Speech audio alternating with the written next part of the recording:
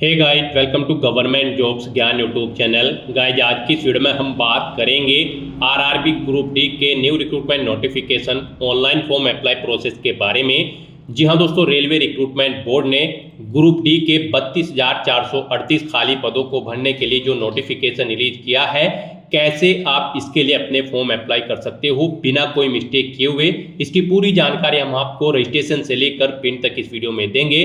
बस आपको इस वीडियो को स्किप किए बिना शुरू से लेकर एंड तक देखना है।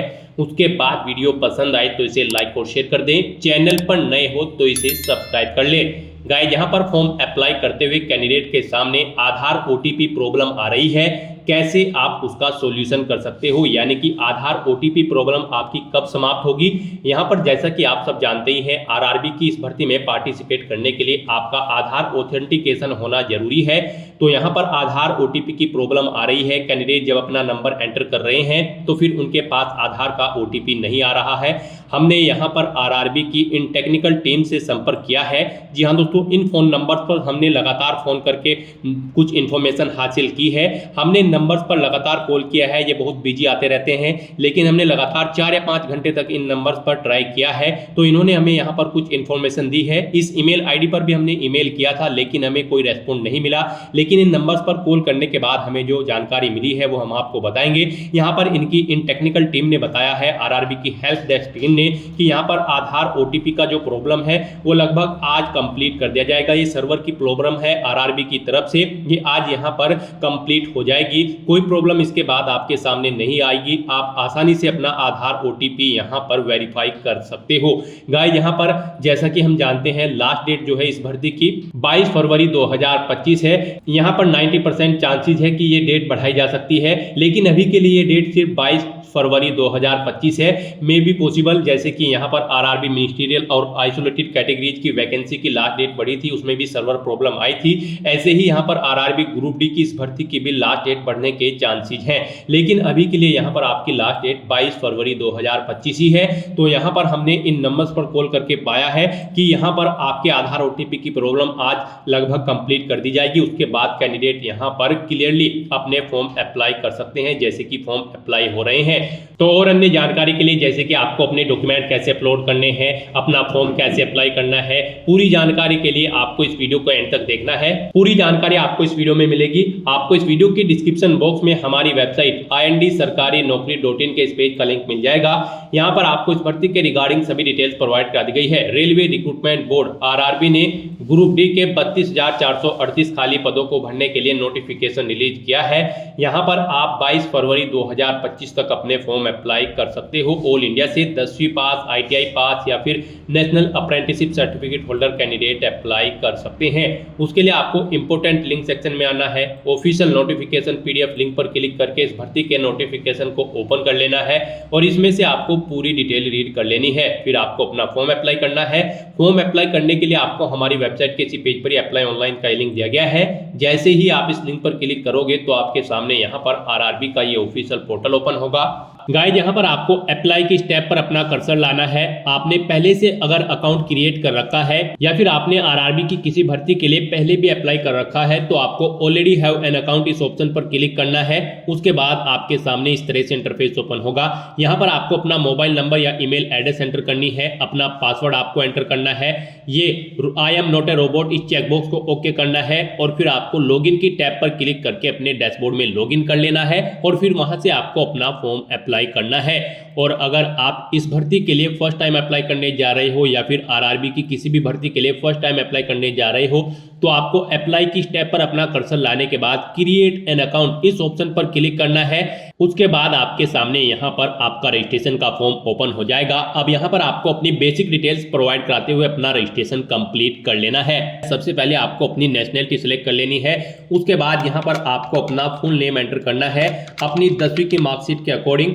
उसके बाद उसे आपको रिटाइप कर देना है। जो नाम आपने पहले एंटर किया है उसे ही यहाँ पर सेम रिटाइप कर देना है। फिर आपसे पूछा गया है कि क्या आपने कभी अपना नाम चेंज किया है। अगर किया है तो आप यस ऑप्शन सेलेक्ट करें और फिर I understand and I agree इस ऑप्शन पर क्लिक करें। फिर आप अपना चेंज नेम दें, उसे रिटाइप करें। और अगर आपने कभी अपना नाम चेंज नहीं किया है तो यहाँ पर आप नो ऑप्शन सेलेक्ट कर लें। फिर यहाँ पर आपको अपनी डेट ऑफ बर्थ इस कैलेंडर में से सेलेक्ट करनी है, उसे एक बार फिर से यहाँ पर आपको टाइप कर देना है। पहले DD फिर MMYY फॉर्मेट में, यानी कि पहले डे फिर मंथ और फिर ईयर। उसके बाद यहाँ पर आपको अपना जेंडर सेलेक्ट करना है, जेंडर को आपको रीसेलेक्ट करना है। आपको अपने फादर का नाम यहाँ पर एंटर करना है, फादर का नाम भी आपको फिर दोबारा से रिटाइप कर देना है। फिर आपको अपनी मदर का नाम यहाँ पर एंटर करना है, उसे भी रिटाइप कर देना है। उसके बाद यहाँ पर आपको अपनी कॉन्टैक्ट डिटेल प्रोवाइड करानी है। यहाँ पर आपको अपना ईमेल एड्रेस एंटर करना है, फिर जनरेट ईमेल OTP ऑप्शन पर क्लिक करना है। आपकी ईमेल पर OTP आएगा, वो OTP आपको यहाँ पर एंटर करके अपनी ईमेल ID वेरीफाई कर लेनी है। फिर आपको अपना मोबाइल नंबर यहाँ पर एंटर करना है, फिर जनरेट OTP ऑप्शन पर क्लिक करना है। एक OTP आपके मोबाइल नंबर पर आएगा, वो OTP आपको यहाँ पर एंटर करके अपने मोबाइल नंबर को भी वेरीफाई कर लेना है। उसके बाद यहाँ पर आपको अपना आधार कार्ड नंबर एंटर करना है। गाइस, यहाँ पर RRB की भर्तियों में पार्टिसिपेट करने के लिए आपका आधार वेरिफिकेशन अब मस्ट कर दिया गया है, तो यहाँ पर आपको अपना आधार वेरीफाई कर लेना है। फिर आपको जनरेट आधार OTP ऑप्शन पर क्लिक करना है। उसके बाद यहाँ पर आपके रजिस्टर्ड मोबाइल नंबर पर जिससे आपका आधार कार्ड अटैच है उस पर एक OTP आएगा, वो OTP यहाँ पर आपको एंटर करना है और वेरीफाई बटन पर क्लिक करके अपना आधार वेरीफाई कर लेना है। गाइस, यहाँ पर आधार OTP प्रॉब्लम का भी सॉल्यूशन कर दिया गया है RRB की तरफ से। अब यहाँ पर जब आप अपना आधार वेरीफाई कर रहे हैं तो जो प्रॉब्लम आपको OTP में आ रही थी वो प्रॉब्लम अब यहाँ पर नहीं आ रही है। यहाँ पर सिंपली कैंडिडेट के मोबाइल नंबर पर OTP आ रही है और वो अपने आधार कार्ड यहाँ पर वेरीफाई कर रहे हैं। RRB की तरफ से जो टेक्निकल इशू था आधार OTP प्रॉब्लम का, वो यहाँ पर सॉर्ट आउट कर दिया गया है। तो अब यहाँ पर आप अपना आधार वेरीफाई करके आसानी से अपना फॉर्म अप्लाई कर सकते हो। उसके बाद आपको इस चेकबॉक्स को ओके करना है। फिर यहाँ पर आपको अपना पासवर्ड क्रिएट करना है।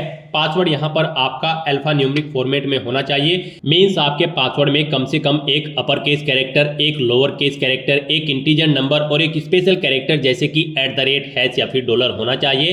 तो इस फॉर्मेट में आपको अपना पासवर्ड क्रिएट करना है। वही पासवर्ड आपको यहाँ पर कंफर्म पासवर्ड फील्ड में एंटर करना है। उसके बाद आपको I am not a robot इस चेकबॉक्स को ओके करना है और फिर आपको preview and create an account इस ऑप्शन पर क्लिक कर देना है। उसके बाद आपका अकाउंट क्रिएट हो जाएगा। फिर आपको इस पेज को ऊपर स्क्रॉल करके लॉग इन हियर इस ऑप्शन पर क्लिक करना है और यहाँ पर आपको अपना मोबाइल नंबर या फिर ईमेल एड्रेस एंटर करना है। अपना पासवर्ड आपको एंटर करना है जो आपने अभी अभी क्रिएट किया है और फिर आपको I am not a robot इस चेकबॉक्स को ओके करना है और लॉगिन की स्टेप पर क्लिक करके अपने डैशबोर्ड में लॉगिन कर लेना है। लॉगिन करने के बाद आपका डैशबोर्ड कुछ इस तरह से शो होगा। इसमें आपको ऑनलाइन एप्लीकेशन की टैब पर क्लिक कर देना है। उसके बाद यहाँ पर आपके सामने कुछ इस तरह से इंटरफेस ओपन होगा। अब यहाँ पर आपको CN 8/2024 various post in level 1 of 7 CPC पे मैट्रिक्स के सेक्शन में आना है। यहाँ पर ये ग्रुप D की 32,438 पोस्ट के लिए वैकेंसी है। तो यहाँ पर आकर आपको सबसे पहले अपना कोई बोर्ड सेलेक्ट कर लेना है जिस बोर्ड में आप अप्लाई करना चाहते हैं। तो यहाँ पर आप अपना बोर्ड सेलेक्ट करने के बाद इस चेकबॉक्स को ओके करें और फिर नेक्स्ट ऑप्शन पर क्लिक कर दें। नेक्स्ट आपके सामने आपका एप्लीकेशन फॉर्म ओपन हो जाएगा। यहाँ पर कुछ चीजें आपकी ऑटोमेटिकली फिल कर ली गई है। आपकी रजिस्ट्रेशन डिटेल्स है जो आपने रजिस्ट्रेशन में प्रोवाइड कराई थी। अब यहाँ पर आपको अपना मैरिटल स्टेटस सेलेक्ट करना है, अपना रिलीजन सेलेक्ट करना है, अपनी मातृभाषा आपको सेलेक्ट कर लेनी है। फिर यहाँ पर एग्जामिनेशन आप किस लैंग्वेज में चाहते हैं वो भाषा आप सेलेक्ट करें। फिर आपकी बॉडी पर कहीं कोई कट या तिल का निशान है तो उस पैलेस का नाम एंटर कर दे। फिर आप एक और पैलेस का नाम एंटर कर सकते हैं अगर आपकी बॉडी पर एक से ज्यादा जगह कोई चिन्ह है। अगर नहीं है तो यहाँ पर आप नो मार्क एंटर कर दें। उसके बाद यहाँ पर आपको अपनी कम्युनिटी सेलेक्ट कर लेनी है। फिर यहाँ पर आपको अपनी कास्ट का नाम एंटर करना है। अपना अगर आप रिजर्व कैटेगरी से बिलोंग करते हो तो यहाँ पर आपको अपना कम्युनिटी सर्टिफिकेट नंबर एंटर करना है। फिर आपको ये सर्टिफिकेट किसने प्रोवाइड कराया है उस पोस्ट की डेजिग्नेशन की अथॉरिटी का नाम आपको सिलेक्ट कर लेना है। फिर कौन से स्टेट में इशू हुआ है वो स्टेट आपको सिलेक्ट कर लेना है। कम्युनिटी सर्टिफिकेट आपका किस डेट को इशू हुआ है वो डेट आपको कैलेंडर में से सिलेक्ट कर लेनी है। फिर यहाँ पर आपसे पूछा गया है कि क्या आप रेलवे की इस एग्जाम के लिए फ्री ट्रैवल पास चाहते हैं। अगर चाहते हैं तो यस करें, नहीं तो नो ऑप्शन सेलेक्ट करें। फिर अपने नियरेस्ट रेलवे स्टेशन का नाम आप एंटर करें। फिर यहाँ पर आपको अपना कास्ट सर्टिफिकेट अपलोड कर देना है। आप अपलोड डॉक्यूमेंट ऑप्शन पर क्लिक करें, फाइल को सिलेक्ट करें और उसे यहाँ पर अपलोड कर दें। आपकी फाइल का मैक्सिमम साइज 500 KB रखा गया है। PDF फॉर्मेट में आपकी फाइल होनी चाहिए। उसके बाद यहाँ पर आपको अपना एड्रेस की डिटेल देनी है। आप अपना प्रेजेंट एड्रेस एंटर करें, फिर परमानेंट एड्रेस एंटर करें। और अगर आपका परमानेंट एड्रेस आपके प्रेजेंट एड्रेस के अकॉर्डिंग सेम है तो यहाँ पर आप इस चेकबॉक्स को ओके कर दें। ऑटोमेटिकली आपका परमानेंट एड्रेस आपके प्रेजेंट एड्रेस के अकॉर्डिंग फिल हो जाएगा। इस तरह से अपनी सभी डिटेल्स फिल आउट करने के बाद अब आपको सेव के इस बटन पर क्लिक करना है। अपनी सभी डिटेल्स सेव कर देनी है और फिर आपको नेक्स्ट बटन पर क्लिक कर देना है। अब यहाँ पर आपको अपनी कुछ और डिटेल्स प्रोवाइड करानी है। यहाँ पर आपसे पूछा गया कि क्या आप एक सर्विसमैन हैं। अगर हैं तो यस ऑप्शन सेलेक्ट करें और फिर अपनी डिटेल्स यहाँ पर दे, जैसे कि आप किस में एक सर्विसमैन थे, आर्मी, नेवी या एयरफोर्स। अपनी रैंक एंटर करें। और अगर आप एक सर्विसमैन नहीं थे तो यहाँ पर आपको नो ऑप्शन सेलेक्ट करना है। उसके बाद आपसे पूछा गया कि क्या आप बेंचमार्क डिसेबिलिटी PWBD कैंडिडेट हैं। अगर है तो यस ऑप्शन सेलेक्ट करें और फिर अपनी डिसेबिलिटी की डिटेल यहाँ पर दे। डिसेबिलिटी की कैटेगरी सिलेक्ट करें, सब कैटेगरी सिलेक्ट करें, परसेंटेज ऑफ डिसेबिलिटी दे, नेचर ऑफ डिसेबिलिटी दे और PWBD सर्टिफिकेट नंबर यहाँ पर दें। और आपको इशू कब हुआ था वो सर्टिफिकेट की डेट सेलेक्ट करें। और अगर आप यहाँ पर PWBD कैंडिडेट नहीं हैं तो यहाँ पर आपको नो ऑप्शन सेलेक्ट करना है। फिर आपसे पूछा गया कि क्या यहाँ पर आपकी राइटिंग एबिलिटी अफेक्टेड है। अगर है तो यस करें और फिर उसकी डिटेल दें, नहीं है तो आप नो ऑप्शन सेलेक्ट कर ले। उसके बाद आपसे पूछा गया कि क्या आप EBC सर्टिफिकेट होल्डर हैं। अगर हैं तो यस करें और फिर यहाँ पर आप उसकी डिटेल दें, नहीं है तो आप नो ऑप्शन सेलेक्ट कर लें। फिर आपसे पूछा गया कि क्या आप इंडियन रेलवे के एम्प्लॉय हैं। अगर हैं तो यस सेलेक्ट करें और फिर उसकी डिटेल दें, नहीं है तो आप नो ऑप्शन सेलेक्ट कर लें। फिर आपसे पूछा गया कि क्या आप करंट में एम्प्लॉय हैं। अगर हैं तो आप यहाँ पर ऑप्शन सेलेक्ट करें, सेंट्रल गवर्नमेंट के हैं, स्टेट गवर्नमेंट के फिर या फिर PSU के। अगर नहीं है तो आपको नॉट एप्लीकेबल ऑप्शन सेलेक्ट कर लेना है। उसके बाद यहाँ पर आपको अपनी ACT अप्रेंटिस की डिटेल प्रोवाइड करानी है। यहाँ पर क्या आपने अपना ACT अप्रेंटिस का कोर्स किया हुआ है। अगर किया हुआ है तो यहाँ पर आप यस ऑप्शन सेलेक्ट करें, उसकी डिटेल दें, नहीं किया है तो आप नो ऑप्शन सेलेक्ट कर लें। यस अगर आप सेलेक्ट करते हैं तो फिर यहाँ पर आपको ट्रेड का नाम सेलेक्ट करना है। ट्रेनिंग आपने कब से स्टार्ट की है वो डेट सेलेक्ट करें, कब तक की है वो डेट सेलेक्ट करें। इनके अकॉर्डिंग यहाँ पर आपकी ट्रेनिंग का ड्यूरेशन आ जाएगा। अपने ACT अप्रेंटिस का जो सर्टिफिकेट है उसका नंबर दें। फिर यहाँ पर सर्टिफिकेट की डेट आप सिलेक्ट करें, वो कब तक वैलिड है, कितने मार्क्स आपने ऑब्टेन किए हैं वो आप एंटर करें। फुल मार्क्स कितने थे, यानी कि टोटल कितने मार्क्स थे जिसमें से आपने मार्क्स ऑब्टेन किए हैं वो यहाँ पर आप एंटर करें। और उसके बाद यहाँ पर आपको अपनी बैंक डिटेल प्रोवाइड करनी है। यहाँ पर आपकी फीस रिफंड होगी। गाइज यहाँ पर अगर आप अनरिजर्व OBC कैंडिडेट हैं तो यहाँ पर आपको 500 रुपये फीस जमा करानी होगी, 400 रुपये रिफंड कर दिए जाएंगे। SC ST PWD women candidate को 250 रुपये फीस जमा करानी होगी। पूरी की पूरी फीस उनकी यहाँ पर रिफंड कर दी जाएगी। तो यहाँ पर अब आपको अपनी बैंक डिटेल प्रोवाइड करानी है फीस रिफंड के लिए। यहाँ पर आप अपना अकाउंट होल्डर का नाम दे, फिर आप अपना बैंक अकाउंट नंबर एंटर करें, उसे कंफर्म कर ले, अपने बैंक का IFSC कोड एंटर करें और फिर यहाँ पर IFSC कोड के अकॉर्डिंग आपके बैंक का नाम और एड्रेस ऑटोमेटिकली यहाँ पर फिल हो जाएगा। इस तरह से अपनी सभी डिटेल्स फिल करने के बाद आपको सेव के इस बटन पर क्लिक करना है, अपनी सभी डिटेल्स सेव कर देनी है और फिर आपको नेक्स्ट ऑप्शन पर क्लिक कर देना है। नेक्स्ट यहाँ पर आपको अपनी एजुकेशनल क्वालिफिकेशन की डिटेल देनी है।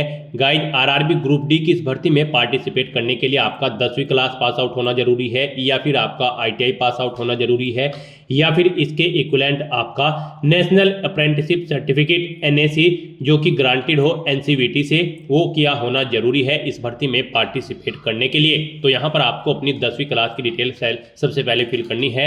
यहाँ पर आप मैट्रिकुलेशन SLC ऑप्शन सेलेक्ट करें, स्टेट सेलेक्ट करें, अपना डिस्ट्रिक्ट सेलेक्ट करें, बोर्ड का नाम दें, उसके बाद कब आपने पास आउट की है अपनी 10वीं क्लास वो डेट सेलेक्ट करें, अपना रोल नंबर एंटर करें और फिर यहाँ पर आप अपने 10वीं क्लास के सर्टिफिकेट का सीरियल नंबर एंटर कर दें। उसके बाद यहाँ पर आपको अपडेट किस बटन पर क्लिक करके अपनी डिटेल ये अपडेट कर देनी है। अगर आपने पहले से अपनी 10वीं क्लास की डिटेल यहाँ पर प्रोवाइड करा रखी है, नहीं तो यहाँ पर आप क्वालिफिकेशन में सिलेक्ट करके मैट्रिकुलेशन /SSLC सेम यही डिटेल प्रोवाइड करा सकते हो। और अगर आपने ITI भी कर रखी है तो आप ITI ऑप्शन सेलेक्ट करें और फिर आप ऐसे ही यहाँ पर अपनी ITI की डिटेल प्रोवाइड करा सकते हो। सबसे पहले यहाँ पर आपको ट्रेड सेलेक्ट करनी है, स्टेट सेलेक्ट करना है अपना, उसके बाद यहाँ पर आपको अपना डिस्ट्रिक्ट सेलेक्ट करना है, फिर यहाँ पर आपको इंस्टीट्यूट का नाम देना है जिससे आपने अपनी ITI कंप्लीट की है, कब पास आउट की है वो डेट सेलेक्ट करें। सर्टिफिकेट इशू आपको NCVT से हुआ है या फिर SCVT से, ऑप्शन सेलेक्ट करें। फिर आप अपने सर्टिफिकेट का टाइप सेलेक्ट करें, उसके बाद यहाँ पर ऐड के इस बटन पर क्लिक करें,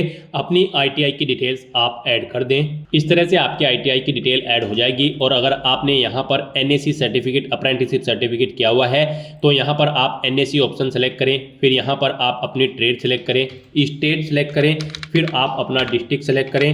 डिस्ट्रिक्ट सेलेक्ट करने के बाद यहाँ पर आप इंस्टीट्यूट का नाम दें जिससे आपने ये सर्टिफिकेट किया है, कब किया है वो डेट सेलेक्ट करें। सर्टिफिकेट इशू आपको NCVT से हुआ होगा तो ये आप ऑप्शन सेलेक्ट करें।